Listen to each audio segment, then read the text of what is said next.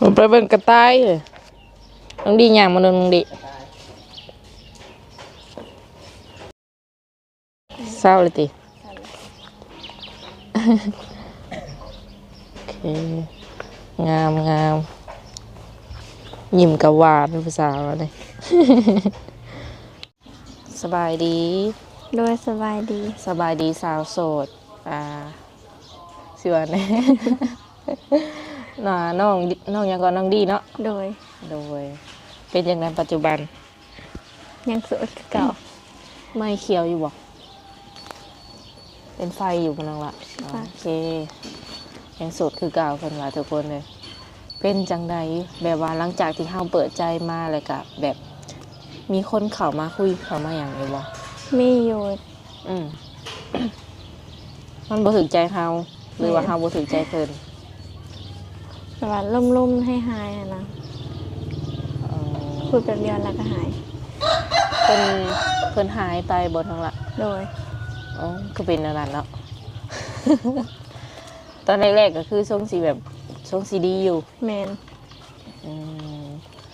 หลังจากที่ว่าเพิ่นหายไปเลยน้องก็เสร็จนำเสร็จโทรตามอยู่บอกเป็นหายแล้วก็บริเสร็จบริโทรอย่างเงี้ยเป็นยังไงบทคือบทนำเพิ่นในจักเล็กจักหน่อยย่าเพิ่นข้าวเวียอันในความคิดของน้องฮันโดย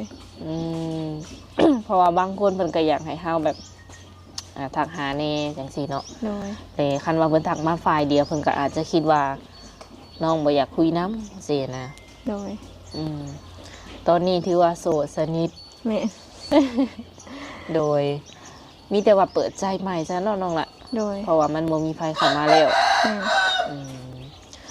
น้องดีตอนนี้อายุเท่าไหร่ก็19โดยผ่านมาน้องละเคยแต่งงานบ่เคยโดยเคยคบจริงๆจังๆกับไผบอกผ่านมามีอยู่แต่เลิกแล้วโดยคบกันได้จักเดือนเนาะแต่ละคน1 ปีโอ้กระโดนพอสมควรเนาะโดยการแสดงว่าน้องหลาเองก็หูจักกับความหักแล้วเนาะตอนคบกันตอนได้แฟนว่าซันซะเนาะแฟนนี่เป็นรุ่นเดียวกันบ่หรือว่าไงกว่าเฮาส่วนหลายสิเป็นรุ่นเดียวกันก็เวิร์กอยู่บ่แบบแนวความคิดของเขาเจ้าก็ตอนนั้นก็ยังแบบยังเด็กน้อยอยู่นะคบแต่ช่วงนี้แบบใหญ่แล้วนะก็เลยมักแบบว่าความคิดเป็นผู้ใหญ่นะเมื่อก่อนก็คือยังน้อยก็คบประมาณใดก็ได้อยู่โดยตอนนี้นี่น้องหล่าแบบเปิดใจแนวใดอยากสร้างครอบครัวบ่หรือว่าอยากหาแฟนคือเก่าอยากสร้างครอบครัวอยากได้ผู้ชายประมาณไหนในใจน้องสำไรก็ได้แบบว่าสเปคมีบ่แบบว่าสูงประมาณนั้นประมาณนี้ต้องรอบ่หรือว่าต้องรวยบ่หรือนั่นใดได้เบิดบ่รอบ่รวยก็ได้บ่โดยอย่าว่าได้ว่าเอาใจ FC เอ่ยดอกแบบว่าบ่คือเจ้าเองนี่ก็ผู้จบผู้งามนะบ่ว่าที่สิแบบบ่มีในใจเลยว่าเฮาอยากได้ผู้ชายแบบประมาณนั้นประมาณนี้นะคือได้เบิดอีหลีแม่นได้เบิดอายุนี่จำกัดบ่คิดว่าอยากคุยประมาณเท่าไหร่สำไรก็ได้แบบรุ่นใหญ่ได้บ่50 60หรือว่า60ปลายได้ทรงสิเอามาเป็นลูกเป็นผัวได้บ่ได้แบบว่าบ่คันแม่นขออนุญาตว่าภาษาบ้านเฮาเนาะบ่คิดว่าเฒ่าเกินไปบ่น้องล่ะกับสำหรับน้องว่าบ่เฒ่าปานใดน้องหับได้ภาษาบ้านเฮาก็สิเฒ่าเนาะเพิ่นว่าประมาณนี้เนาะโดยปัจจุบันนี้น้องล่ะเฮ็ดเวียกหยังเฮ็ดเวียกอยู่นิคอนโดยโรงจักรโรงงานนี้แม่นเดือนหนึ่งน้องหล่ะได้เงินเดือนหลายบอก3 ล้าน3 ล้านกี่โดยบาทเท่านี้เนาะถ้าเป็นเงินไทยก็สิประมาณ 4,000 กว่าบาทเนาะฮอน5,000จำโดย เงินบาทขึ้นได้เดียวนี้กุ้มอยู่กุ้มกินอยู่บ่น้องละ พอใส่ บ่พอได้เก็บบ่ บ่พอเพราะว่าซุมื้อในเครื่องคองกับแพง อืม3 ล้านเนาะ สมมติว่าได้เงินเดือนมาปุ๊บนี่เฮาแบบเอาไว้ใส่เองบ่หรือว่าแบ่งให้ครอบครัวนำ แบ่งให้แม่นี่ ได้3 ล้านแบ่งให้แม่เท่าใด แบ่งให้แม่ล้านหาแบ่งครึ่งกัน อ้าวจำพ่อเพิ่นจังว่าบ่พอใส่หั้นแหละเนาะเพราะว่าต้องได้แบ่งครึ่งอีกเด้อหั่นเนาะคันบ่ให้ก็คือว่าเนาะ โดย พ่อแม่เฮาว่าซั่นซะดีแล้วเนาะ โดย บ่บ่เคยไปเฮ็ดงานอยู่ฝั่งไทยบ่ บ่เคย อ๋อน้องหลาบ่อยากไปเฮ็ดงานอยู่ฝั่งไทยบ่ อยากไปอยู่แต่แม่เพิ่นอยู่คนเดียวน่ะเพิ่นมีลูกคนเดียวยังบ่มีคนเบิ่งเพิ่น เจ้าบ่มีอ้ายมีน้อง บ่มี เออถ้าพ่อถ้าแม่เพิ่นก็ยังอยู่นํกันบ่ ยังอยู่ อืมสมมุติว่าเฮาไปแบบเพิ่นอยู่2 คนบ่ได้บ่ พ่อเพิ่นไปเฮ็ดเวียกอยู่ไกลเพิ่นยังบ่ทันมาแล้วแม่เพิ่นยังอยู่คนเดียว อืม หัวอกคนเป็นแม่ก็อาจสิคิดฮอดลูกคิดฮอดเต้าเนาะคันว่าไปไกลปกติลูกเพิ่นผู้เดียวว่าซั่นซะคันหลายคนยังว่าใครเนาะ โดย แต่ตอนนี้ก็พอดีแบบอดสาเฮ็ดงานเฮ็ดการอยู่บ้านไปก่อนติ แม่น อืมน้องหลาก็เคยเข้าโรงเรียนบ่ เคย ตอนนั้นเรียนฮอดห้องใด ฮอดมห้า อืมได้ใบประกาศม .4 เรียบร้อยบ่ แม่น อ๋อตั้งแต่แบบเฮาเป็นสาวมานี่ก็คืองานนี่เป็นงานแรกบ่หรือว่าเป็นงานที่เท่าใดเลยที่ว่าเฮาเฮ็ด เป็นงานแรก อืมจบปุ๊บเข้าปั๊บบ่นี่ แม่น แสดงว่าเฮ็ดได้จักปีแล้วนะ อืมถ้าก็ได้ปีเดียวน่ะ โอ้ครบรอบแล้วบ่ โดย อืม อันงานน้องหลาหั่นแหละ โดย เป็นอะไรผู้บ่าวหลายบ่อยู่โรงงาน มีแต่ผู้หญิงผู้ชายบ่ค่อยสิมี โดยแสดงว่าบ่มีผู้บ่าวมาหยอกซับเนาะ โดย โดยน้องหลานไปงาน อาทิตย์หนึ่งจากมือ เอาไป6 มื้อ พักมือใด พักแต่วันอาทิตย์ อืมบ่ค่อยมีโอทีบอก มีทุกมื้อเลย ช่วง กับกับเพื่อนจากโมุงน้องหลับ ฮอดเรือนพอดี8 โมงเลิกกัน7 โมงไป เจ้าเตรียมตัวออกแต่เฮือนเดี๋ยวจากโมุง 6 โมงก็ไปแล้ว 6 โมงเช้า แม่น รถเพิ่นแบบว่ามีรถรับส่งบ่ แม่น เพิ่นมาเอาฮอดเฮือนเลยบ่ บอกอย่างออกไปถ่ายอยู่นอก เออไป6 โมงเช้ากลับประมาณ8 โมงเนาะ โดย คันเป็นอันเวลาไทยเพิ่นเอิ้นว่าหยังจักทุ่ม 3 ทุ่มอะ อืมกลับมาหลังจากกลับมาเลยเฮ็ดหยังบ่เนี่ย อาบน้ำกินข้าว บ่ได้เฮ็ดหยังแล้วเพอมันดึกแล้วเนาะ โดย บ่ได้ไปเล่นไปเที่ยวต่อ บ่ได้ไปเฮ็ดเวียกกับเมื่อยเลยนอน ในใจก็แบบมักไปเล่นไปเที่ยวอยู่บ่น้องล่ะ กับไปแต่ช่วงเทศกาลนะ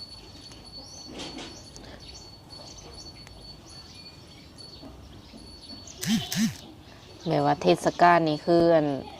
เทศกาลแบบใด แบบปีใหม่บ่14 กุมภาพันธ์ที่ผ่านมา เออแบบว่าดน โดย ๆเทื่อ โดย บ่แล้วก็14 กุมภาพันธ์ไปเมื่อวานนี้เนาะ จังหวะน้องออกมาก่อน14จังหวะสิได้อันดอกไม้นำเขา หักได้อยู่ว่าอะไรดอก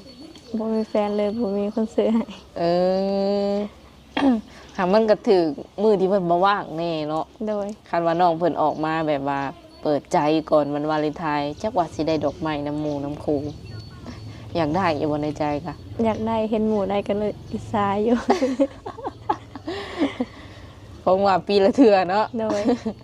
เลื่อนไปทางใดก็เต็มแต่ดอกไม้ ได้เบิ่งเขาบ่ แม่น บ่เป็นหยังเนาะบางทีเฮาเปิดใจน้ำลังก็ บางทีมีหนุ่มๆเพิ่นย้อนหลังให้ก็มี บ่เคยได้จักเทื่อบ่ตั้งแต่เป็นสาวมา บ่เคย อืมแบบเฮามีแฟนก็บ่เคยเซอร์ไพรส์ บ่ บ่เคยมีโมเมนต์หวานๆเนาะ โดย บ่เป็นหยังทุกคนเลยก็เลยมื้อนี้นี่คือว่าเฮาก็พร้อมที่จะแบบศึกษาคนใหม่แล้วบ่ โดย คันคนเก่าเพิ่นกลับมาคุยนำเฮาได้ซั่น ถ้าเพิ่นกลับมาก็คุย อ๋อน้องเองก็บ่ฮู้สาเหตุเลยที่ว่าเพิ่นเงียบไป โดย ก็เดาไปได้หลายอย่างเนาะบางทีก็โทรศัพท์ตายบางทีก็ค่าเวียกค่างาน โดย บ่ได้น้อยใจติ บ่ โดยยังบ่ทันฮอดขันเป็นแฟนละว่านังว่า แม่น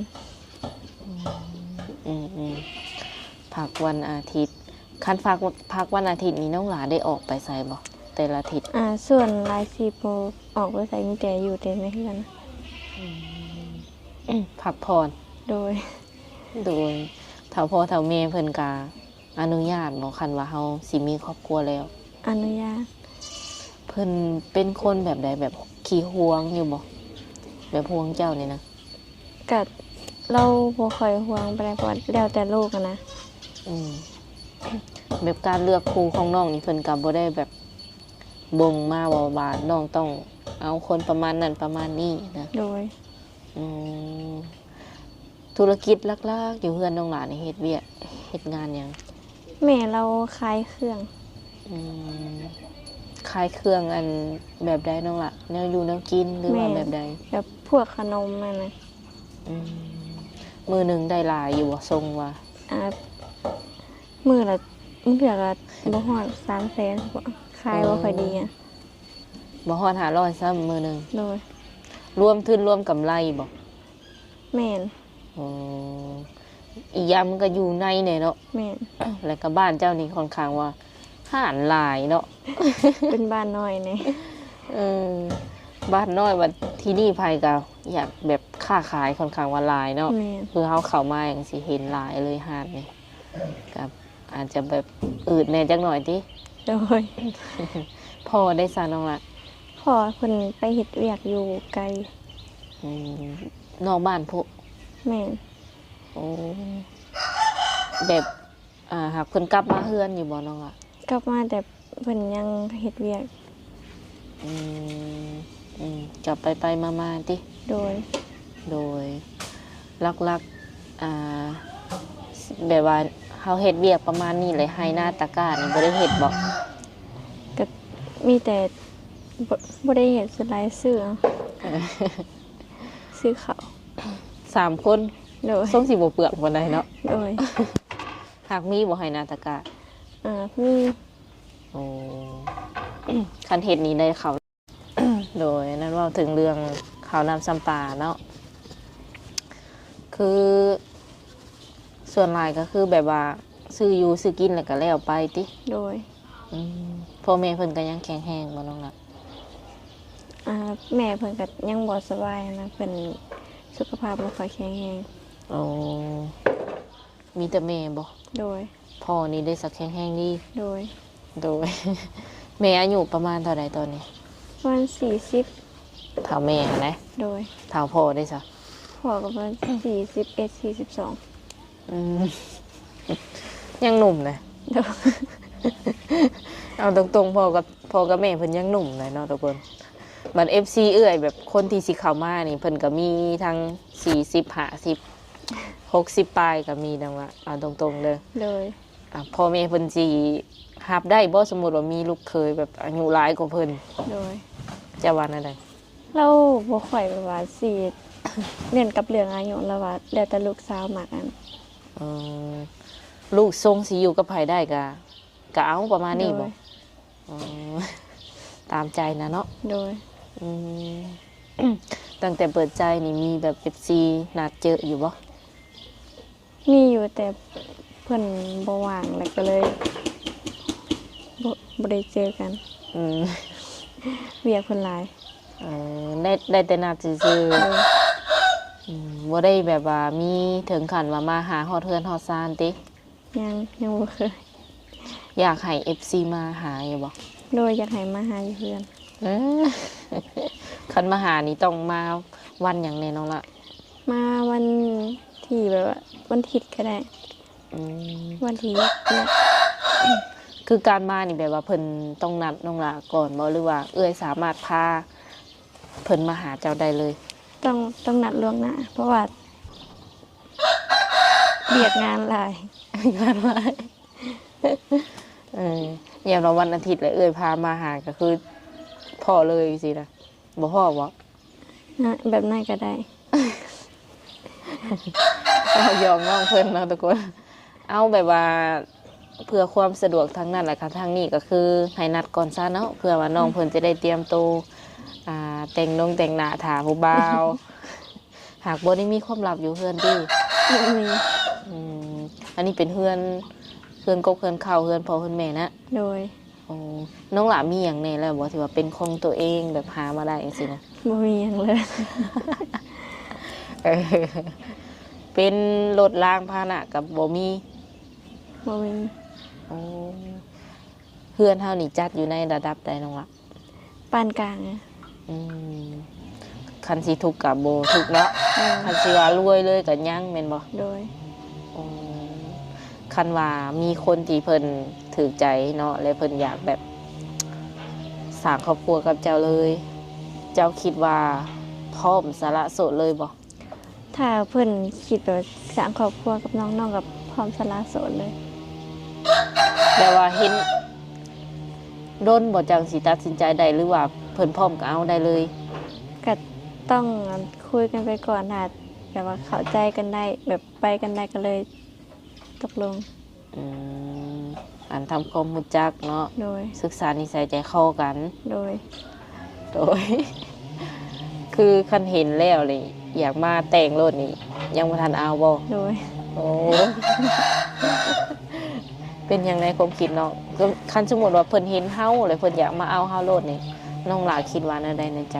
ยังแบบว่ายังเฮายังบ่ฮู้นิสัยใจคอกันนั่น อืม ย่านเนาะ โดย เอาตรงๆกับย่านเนาะทุกคนย่านแบบอยู่นํกันบ่ยืน โดย บางทีเอากันแล้วเลยมันนิสัยมันไปกันบ่ได้แต่ย่านได้เป็นแม่ห้างแม่หมายเนาะ โดย ย่านอยู่บ่คำนี้ ญาติ ตัดตัดสินใจแล้วก็คือการเราอยากให้น้องเพิ่นแบบว่าได้คู่ที่มันดี โด ๆ ย แบบได้ผัวเดียวเมียเดียวประมาณนี้ โดย เออ คือตอนนี้19บ่จ้ะวะ แม่น โอ้19คันสมมุติว่าเฮาแต่งงานนี่อยากมีลูกมีเต้าอยู่บ่ ก็อยากมีอยู่ อืมคันเลือกได้นี่อยากมีลูกจักคน 2 คน โดยคันเพิ่นมีลูกมานำเลยจ้ะแบบเพิ่นมีลูกติดมาแล้วเลยจ้ะก็เอาซ้ำเก่าบ่ โดย อ๋อ มีทาง FC ของเขากับสิมีทางพอห้างพอหมายเนาะบางคนมีลูกติดแล้วทรงสิหับได้อยู่บ่ หับได้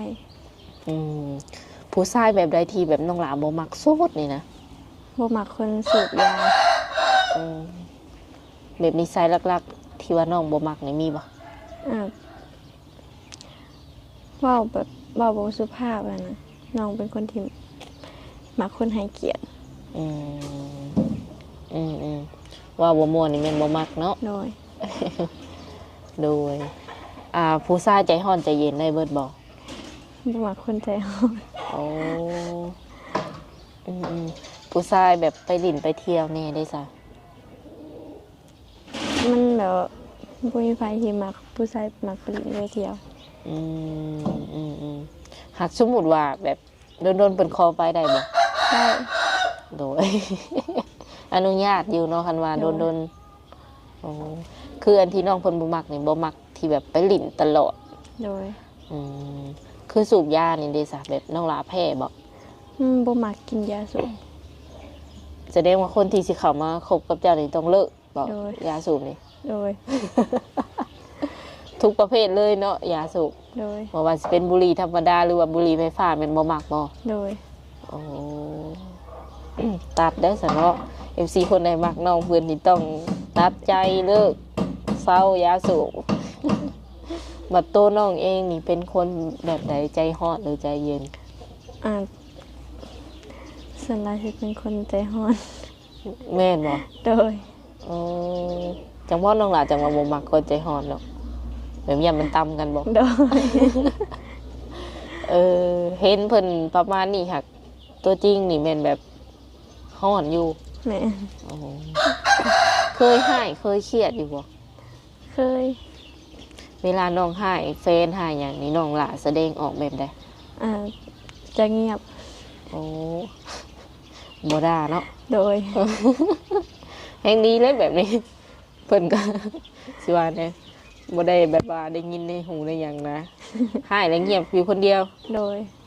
ชั่วลายนี่ให้เองหรือว่าก็จะเงาะ หายเอง เออโดยน้องล่ะสูงเท่าไหร่ สูง158 น้ำหนักเท่าไหร่ตอนนี้ แม่นสิฮอด50แล้วบ่ หุ่นดีเลยหุ่นดี ตัวจริงน้องเพิ่นเป็นคนแบบว่าคิงบางห่างน้อยเนาะสมเนื้อสมดังเพิ่นเป็นคนหุ่นดีพอสมควร แต่ก็เป็นคนอันผิวขาวเนาะแม่นบ่ ขาวอีหลีบ่ถึงขั้นว่าสิขาวอีหลีขาวแห้งนะแต่ว่ามันขาวเนาะตัวจริงน้องเรามื้อนี้สิไปทางไหนบ่ บ่ได้ไปไส หลังจากที่ว่าจบคลิปก็เห็นหยังพักผ่อน โดย กินข้าวกินน้ำแล้วมื้อนี้ กินเหล้า คันว่าเพิ่นจะทักมาเล่นน้ำนี้เพิ่นต้องทักมาแบบช่วงเวลาใดสมมุติมือเฮาเข้ากลาง ได้เบิดทุกเวลา แต่จะมีเวลาตอบเพียงช่วงเบรก อืมให้เพิ่นทักมาป้าไว้บ่ โดย น้องหลาเบรกนี่หมายถึง พัก พัก เรียน ผ่อนนะ โดย อ๋อมื้อหนึงนี่เพิ่นพักเบรกดุบ่ซะ พักอยู่ช่วงเช้าก็พัก15 นาที เทื่อนึงนี่ โดยช่วงเที่ยงก็1 ชั่วโมง อ๋อเป็น2เทื่อ โดย 3-4เทื่อได้บ่มื้อหนึง อ่ามันจะพักเป็นแบบว่าตอน2 โมงก็พักอยู่15 นาที อืม พักเทื่อละ15โดนสุดคือตอนเที่ยง อืมอืมเอาง่ายๆแม่นทักมาป้าไว้เนาะทุกคน โดย เพราะว่าทั้งน้องเพิ่นเองก็บ่มีเวลาที่ว่าค่อนข้างมาหลายเนาะเพราะว่าเพิ่นต้องเฮ็ดเวียกเฮ็ดงาน แต่ก็สามารถตอบได้อยู่ยังบ่ฮู้ว่าเวลาใดกันแท้เนาะ โดย พักแต่15นาทีอาจจะล่มสายบ่ได้บ่ 15 นาทีมีแป๊บเดียวลง เนาะ บ่ได้โดย เพื่อไปเข้าห้องน้ำก็อยากเบิดแล้วทุกคนเลยเอาเสร็จเอาซะคันว่าอยากโทรนี่ต้องโทรช่วงไหนน้องล่ะแบบอยากคุยซ้ายอยากเห็นหน้าเห็นตา อ่าช่วงเลือกเวียกก็ได้ ตอนแรงพุก โดย อืมสูงสุดน้องล่ะนอนจักโมงจ้ะ 9 โมง อัน9 โมงแรงนะ โดย นอนไวอีหลี พอเฮ็ดเวียกเมื่อยเด้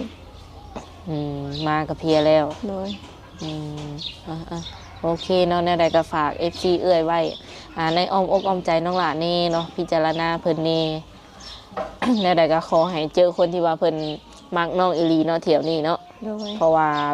เปิดใจมารอบ2 รอบแล้วแต่ยังบ่สมหวัง โดย อืม โอเค สุดท้ายนี้ทั้งเอื้อยเองก็สิได้ขอเป็นตัวแทนให้อ้าย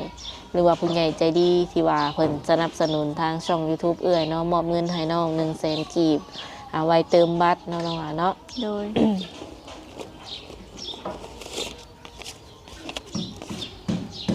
ขอบใจ โดยสุดท้ายนี้น้องหลานมีอย่างอยากฝากถึง FC เอ่ยบ่ โอ้ย โอเคสำหรับคลิปนี้สาวบนเปียงกับสาวดีเนาะจะได้ขอตัวเจ้าไว้ก่อนมื้อหน้ามาร่วมกันใหม่